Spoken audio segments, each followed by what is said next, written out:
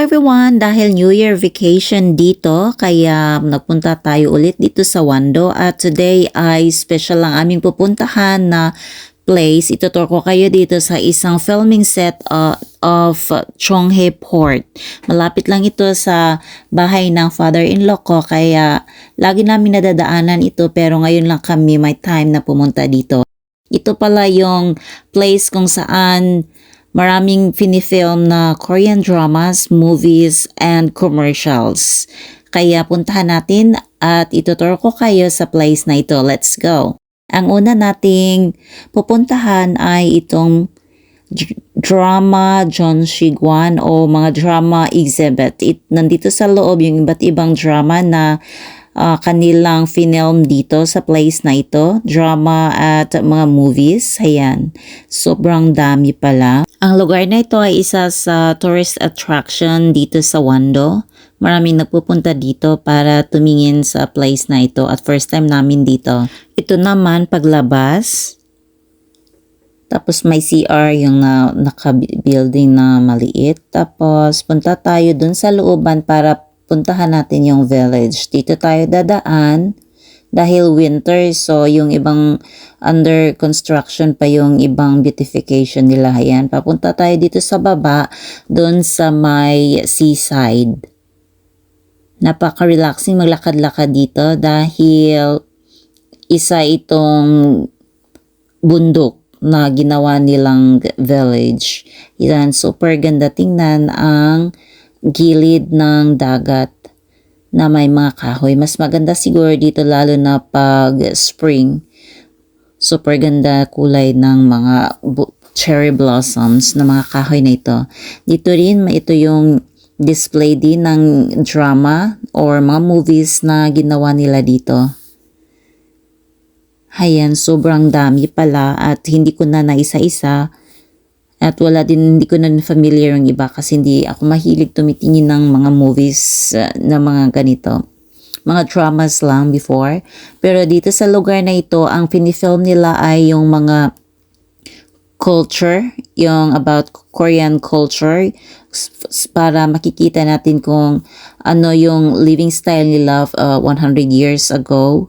So, ang place na ito ay cultural, bali yung pinafilm nila dito. At ito yung edge. Ayan, naka-fence.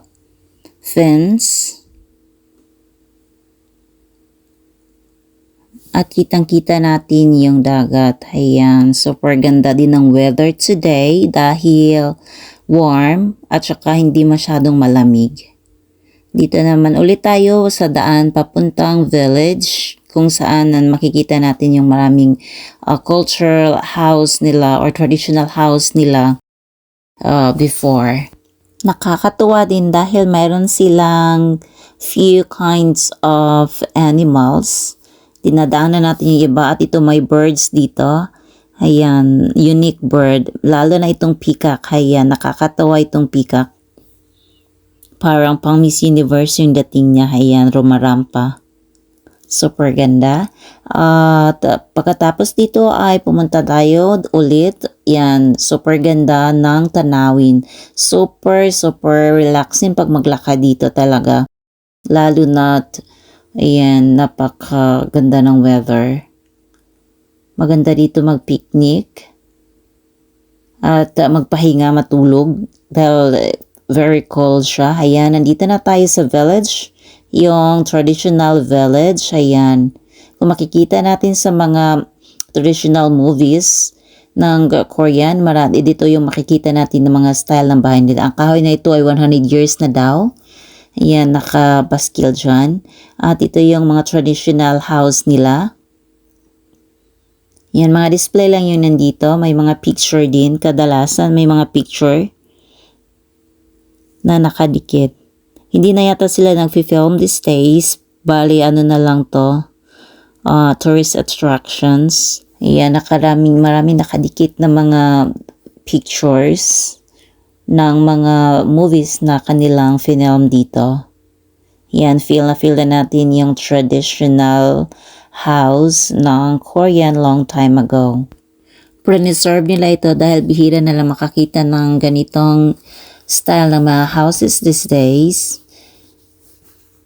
Kaya napakaganda pumunta dito para ma-appreciate natin yung kanilang living style or yung mga traditional house nila long time ago.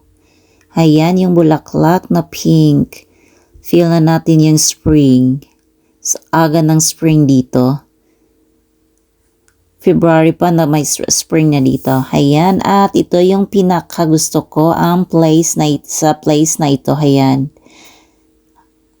Napakaganda. Ito lata yung port before, kasi port ang place na ito na ginawa nilang the filming site. Ayan. Super ganda dito. Lalo na pag sunset at sunrise, ito ang pinakamaganda sa place na ito during sunset at sunrise. At continue tayo, meron silang, yan, may mga ganito din sila. Yan, pang long time ago talaga. Kaya natutuwa yung ating bulilit dahil may experience na niya yung ganito. Kasi nung mali tayo, na-experience din natin ito, di ba? At pag paakyat tayo, dito naman ay ibang ibang klase na house. Ito pala yung kung makikita natin sa drama, bali, punishment area nila. Ayan, dito din sa gilid may nakapaskil na mga pictures. At ayan, MBC. At ito, ayan, makikita natin dito, KBS, MBC. So, yung iba't ibang TV station nila dito, nagfi-film dito. Ayan. Dito yung punishment area. Kung nakapanood kayo ng mga movies or dramas. At, ayan, kahit saang place dito, maraming nakapaskil na pictures. At very overlooking ang dagat sa side na ito. Kaya napakaganda mamasyal dito. Yun nga lang, kapos kami sa oras kaya hindi namin napuntahan lahat. As in, around half lang yung napuntahan namin. May mas maganda pa dun sa taas. Pero dito, ayan, yung traditional house. At dito sa loob din may naka-display na mga pictures at saka, ayan, mga paintings. May mga box of treasure pa. Ano kayang laman? Hindi ko naisipang tingnan kung may laman ba. Ayan, tuwang-tuwa yung ating bulilit. Dahil first time niyang makakita ng ganito. At syempre kami din. Dahil first time namin pumunta sa place na ito. So na-appreciate natin yung culture at tradition ng Korea. At eto, ayan. Ito pa yung nakakatakot or nakakatawa. Ayan.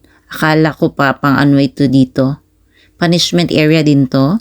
At parang gustong-gusto pang itry ng ating bulilit yung mga punishment nila dito. Exhibit. Ayan. Ganyan daw yan. Maganda pa sanang mamasyal sa place na ito dahil marami pa tayong hindi napuntahan pero wala tayong oras. Kaya hanggang dito na lang muna tayo.